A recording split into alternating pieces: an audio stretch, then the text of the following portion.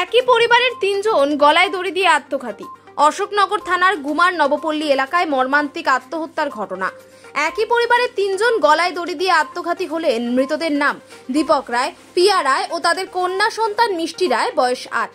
স্থানীয়রা তাদের ঝুলন্ত মৃতদেহ উদ্ধার করে পুলিশে খবর দেয়। ঘটনাস্থলে আসে অশোকনগর থানার পুলিশ। তবে কি কারণে এই আত্মহত্যার ঘটনা তা এখনো পরিষ্কার নয়। তবে স্থানীয় সূত্রে জানা গিয়েছে, বছর 5 আগে বাংলাদেশ থেকে এসে এখানে বাড়ি ভাড়া নিয়ে বসবাস শুরু করে এই পরিবারটি।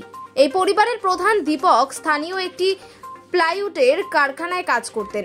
8 বছরের শিশুকন্যা গুমার একটি ইংলিশ মিডিয়াম স্কুলে 2য় শ্রেণীর ছাত্রী। কোনোদিন কোনো অশান্তি হতেও দেখেননি আশেপাশের বাসিন্দারা। কিন্তু তারপরেও কি করে এই মৃত্যু তা নিয়ে রীতিমতো ধন্দে পড়েছেন স্থানীয় বাসিন্দারা। এখনো জানা যায়নি, আমরা জানতেও পারিনি এখনো। আমরা তো যখন আমিও বাড়িতে অবশ্যই খাওয়া দাওয়া করছিলাম, তখন থেকে চিল্লাচিল্লি সব কান্নাকাটি আওয়াজ হচ্ছে পাশের বাড়ি। তা তখন দেখছি এই পরিস্থিতির মধ্যে। কি দেখলেন গিয়ে? কি তো অবস্থা, দরজা খুললো, পাশের বাড়ি একজন খুললো, বাড়ি মালিক এসে খুলে তিনজনই ছিল।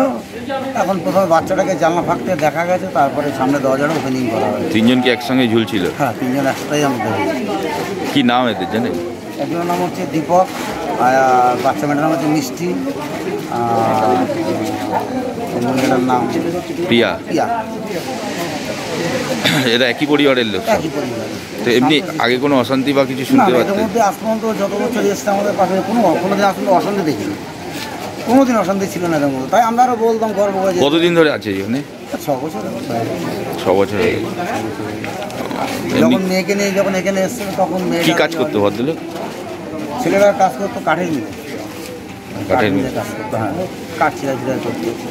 কোথায়? ঘুমাতেই? না, এটা হচ্ছে বালিশা। দরজা ভেঙে তারপর দরজা খুলে দেখি মা আর ওই দুজনের সঙ্গে ঝুলছে। সে ঘরের রুয়া আছে, কি দিয়ে ঝুলছে? লাইলন দড়ি। লিখে গেছে যে আমাদের জন্য কিছু লিখে দেয়।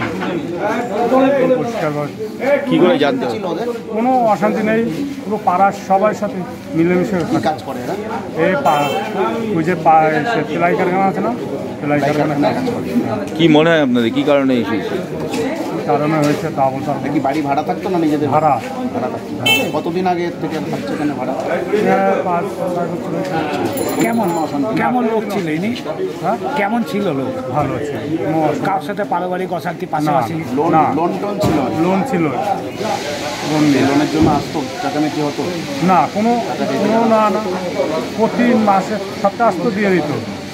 কোনো লোনের কোনো ঝামেলা নেই। আজকে কি লোনের লোকদের আসার কথা ছিল? বলতে হবে না। যদিও পুলিশের দাবি একটি সুইসাইড নোট পাওয়া গিয়েছে, তাতে তাদের ঋণের কথা উল্লেখ করা হয়েছে। স্থানীয় বিজেপি নেতা ভূপতি বাগচিটি জানান, নবপল্লী এলাকায় তাদের সংগঠন বেশ শক্তিশালী, তবে কখনোই ওই পরিবারটিতে কোনো অশান্তি দেখা যায়নি। তাদের ঋণ থাকার কথাও তারা কখনো মুখ ফুটে বলেননি। তবে সপরিবারে আত্মহত্যার ঘটনাটি মর্মান্তিক। একই বক্তব্য হাবড়া 2 নম্বর পঞ্চায়েত সমিতির কর্মাধ্যক্ষ গুপি মজুমদারের। গুপি বাবু জানান, ওই পরিবারের ঘটনা তাকে নাড়া দিয়ে গেছে। সব রকম ভাবে তারা এই পরিবারের আত্মীয়দের পাশে আছেন। কারণ এখনো এক একটা ব্যাপার, পাড়ার মানুষের বক্তব্য এটা সবাই এদের সঙ্গে মানে এদের বাড়িতে কোনো অশান্তি ছিল না, পাড়ার প্রত্যেকের সঙ্গে ভালো সম্পর্ক। কিন্তু কী কারণে এখনো কিছুই বোঝা যাচ্ছে না। সবে ঘটনাটা ঘটেছে। একটা লোনের কথা শোনা যাচ্ছে, সেটা বলতে পারবো না, পুলিশ ইনভেস্টিগেশন করছে তো, তারপরে বোঝা যাবে। কিন্তু এই মৃত্যু মানা যায় না। একটা ছোট্ট নিষ্পাপ বাচ্চা এবং তার বাবা মা, এই বাবা পেশাগত প্লাইউডের ফ্যাক্টরিতে কাজ করতো। রাত্রিবেলা অনেক বেলা পর্যন্ত কেউ সাড়া দেয় না বলে আশেপাশের লোক এসেছিল। তারপরে দরজা খুলে দেখে যে এই অবস্থা, তিনজনই ঝুলছে। খুব প্যাথেটিক, খুব দুঃখজনক, মানা যায় না। অশোকনগর থানার পুলিশ 3টি অস্বাভাবিক মৃত্যুর মামলা রুজু করেছে। পাশাপাশি খতিয়ে দেখা হচ্ছে তাদের সুইসাইড নোটটি। বাংলাদেশে তাদের আত্মীয় পরিজনের সঙ্গেও যোগাযোগ করার চেষ্টা করছে পুলিশ। সব মিলিয়ে মর্মান্তিক এই মৃত্যুর ঘটনায় গুমা নবপল্লী এলাকায় আজ শোকের ছায়া নেমে এসেছে। নিউজ সমবার্তা।